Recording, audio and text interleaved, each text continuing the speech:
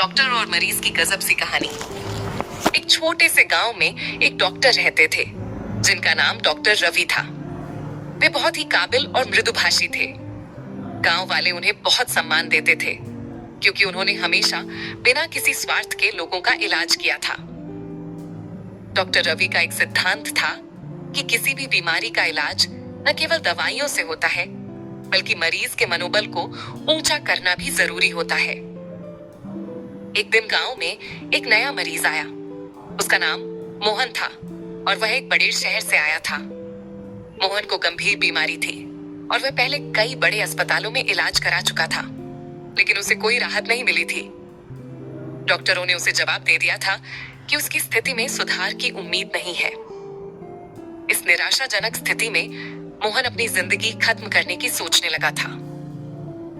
फिर वह एक दिन डॉक्टर रवि के पास आया।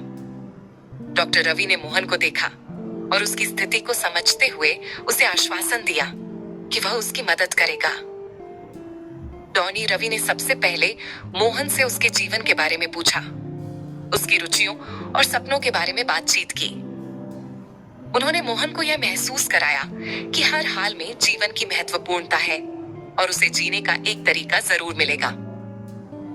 डॉ रवि ने मोहन को कुछ खास दवाइयों के साथ साथ मानसिक उपचार भी देना शुरू किया। वह उसे प्रतिदिन कुछ सकारात्मक सोचने और अपने जीवन के छोटे छोटे सुखों को पहचानने की सलाह देते।